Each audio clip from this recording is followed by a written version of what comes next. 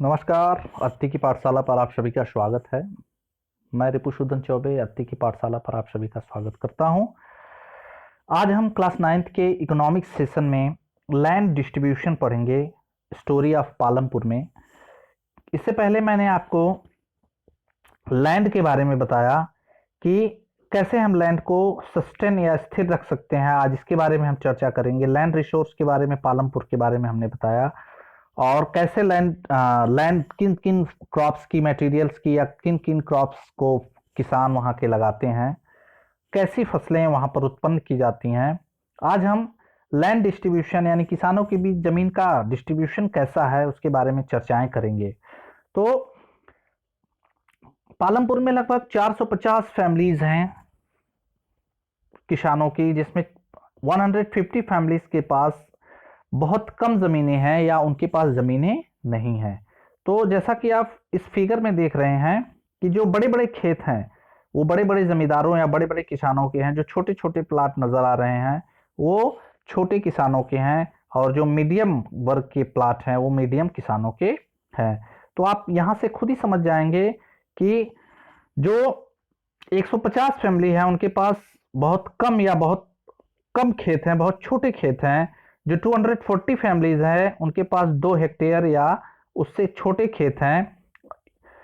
जो 60 फैमिली है वहां पर, वो उसके पास 2 हेक्टेयर या उससे ज्यादा फील्ड हैं या एग्रीकल्चर लैंड है।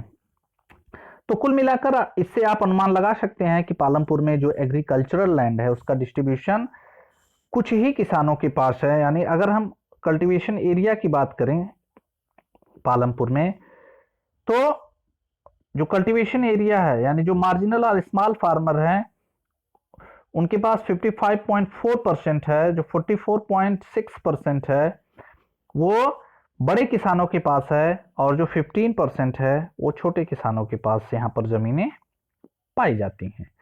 अब प्रश्न ये बनता है कि व्हाट इज द परसेंटेज, या who are the peoples that had more than 2 acres of lands? So 60 families in Palampur have more than 2 hectares of cultivation land.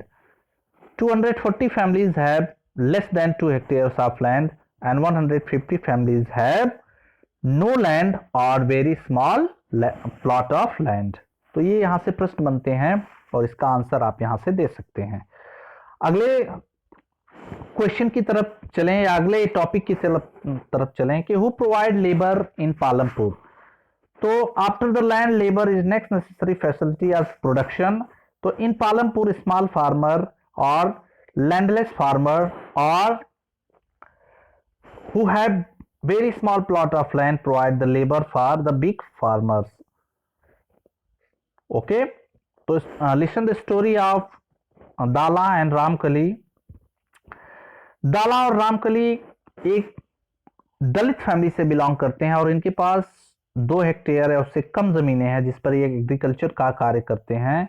तो ध्यान से समझिए, it is very difficult to find work in this day, only the large farmer hire us and that too for very limited numbers of day. दाला कह रहा है कि इस समय काम को ढूंढना बहुत कठिन होता है। बड़े बड़े किसान ही हमें पकड़ते हैं या हमें हायर करते हैं, और कुछ ही समय बाद, कुछ ही या बहुत कम ही समय हमें काम मिलता है। Ghanshyam large farmer has just brought an harvester, so we are going to be get even less work during the harvest season in this year. Last year I work for less than 5 months and whole year. अब कह रहा है कि रामकली कह रही है कि जो घनश्याम एक बड़ा किसान है वो इस बार हार्वेस्टर लाया है, और पिछले साल मैंने 5 महीने काम पाया था, लगता है इस साल उससे कम ही कार्य प्राप्त होगा। We have tractor for ploughing, harvester for harvesting, thresher for threshing, even for rimming seeds, some farmer spray pesticides. कह रहा है कि हमारे पास ट्रैक्टर हैं जुताई के लिए, हार्वेस्टर हार्वेस्टिंग करने के लिए, थ्रेसर है थ्रेसरिंग करने के लिए, जो वीड्स है रिमूव करने के लिए, और स्प्रे है पेस्टिसाइड का करने के लिए। I own local money lenders 2000 and I had taken 1000 and last summer when no work is available in the field I have never repay I hardly earn enough to wear 2 square meals। फिर कह रहा है कि मैंने local lander से 2000 रुपए लिए थे, फिर मैंने 1000 रुपए लिए समर सीजन में, मुझे अगर वर्क नहीं मिलेगा तो उसका पैसा चुकाना मेरे लिए बहुत कठिन हो जाएगा, मैं बड़ी मुश्किल से 2 जून का भोजन ही जुटा पाता हूँ। This year I will look for work through brick makings in Raiganj. इस साल मैं रायगंज में ईंटों को बनाने का कार्य देखूंगी। My situation is not much better, मेरी भी स्थिति बहुत अच्छी नहीं है। ड्यू टू पास डेबिट money lender refuse to give me any loan, पिछले कर्ज के कारण जो महाजन है वो मुझे कोई लोन देने से मना कर दिया। तो इस तरह की जो सिचुएशन होती है वो क्रॉप्स एरिया में या जो एग्रीकल्चरल एरिया होती है वहां पर पाई जाती है, क्योंकि ये एग्रीकल्चर जो है एक सीजनल वर्क होता है और सीजनल वर्क में जो लैंडलेस लेबर होते हैं उन्हें कुछ ही समय के लिए वर्क मिलता है। जैसे डाला जो लैंडलेस लेबर है वो डेली वेज वर्कर है पालमपुर में और उसे रेगुलर वर्क मिलता है। मिनिमम वेज जो है फार्म लेबर्स की गवर्नमेंट ने 300 डिसाइड किया है, जबकि डाला 160 रुपीज पर ही कार्य करता है। तो कुल मिलाकर ये समझ लीजिए कैपिटल नीड्स फॉर फार्मिंग, जो पूंजी है किसान एग्रीकल्चर के लिए वो बहुत ही आवश्यक चीज है। आप जानते हो कि कृषि का कोई भी कार्य पूंजी के बगैर नहीं हो सकता है। तो चाहे वो फसलों की बुआई हो, सोइंग हो या उसमें पेस्टिसाइड हो, इरिगेशन हो या हार्वेस्टिंग हो, सब के लिए कैपिटल की आवश्यकता होती है। तो पालमपुर में जो बड़े किसान है वो बैंक्स यानी बैंकों से क्रेडिट लेते हैं, जो मीडियम किसान हैं वो मनी लेंडर से क्रेडिट ले लेते हैं और छोटे किसान भी मनी लेंडर से लेते हैं। तो यह कैपिटल के उनके सोर्स हैं। अगला जो इंपॉर्टेंट है sell the surplus farm product, जो उनके उत्पादन हैं, जो कृषिगत उत्पादन है उनको आसपास की मार्केट में सेल कर देते हैं। जो अपने रिक्वायरमेंट से अधिक या सरप्लस वीट है उसको वो सेल करते हैं। अगला जो है नॉन फार्म एक्टिविटीज में पालमपुर में डेयरी है जो कॉमन एक्टिविटी है। रायगंज में शाहपुर से जो ट्रेडर आते हैं वो मिल्क का कलेक्शन करते हैं और रायगंज के मार्केट में उसे ट्रांसपोर्ट के द्वारा सिटीज में सेल कर देते हैं। उसके अलावा पालमपुर में जो शॉपिंग है, शॉपिंग का मतलब जो शॉप्स हैं, द शॉपकीपर्स इन पालमपुर। तो शॉपकीपर्स यानी छोटी छोटी दुकानें हैं, rice, wheat, sugar, T, oil, biscuit, soap, toothpaste,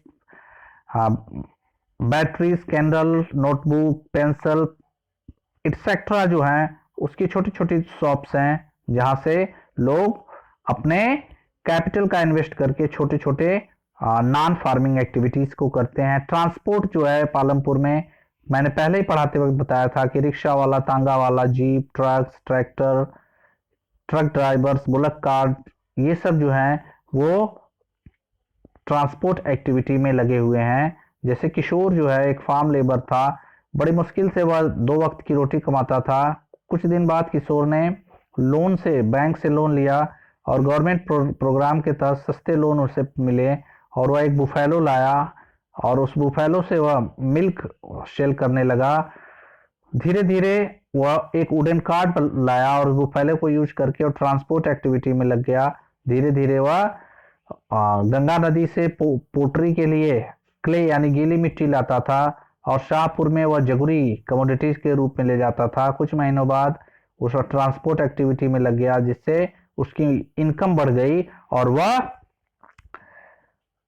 अच्छे पैसे अर्न करने लगा। तो कुल मिलाकर जो वर्क यहाँ पर है स्टोरी ऑफ पालमपुर में कि नॉन फार्मिंग एक्टिविटीज के बारे में अगर आपसे पूछा जाए तो नॉन फार्मिंग एक्टिविटीज में आप शॉपकीपर, ट्रांसपोर्ट एक्टिविटी और डेयरी को लिखेंगे। और लैंड डिस्ट्रीब्यूशन में अगर आपकी बात की जाए तो लैंड डिस्ट्रीब्यूशन में आप 60 फैमिलीज के पास more than 2 hectare of land, 240 families के पास less than 2 hectare of land and 150 families haves no land और very small plot of land.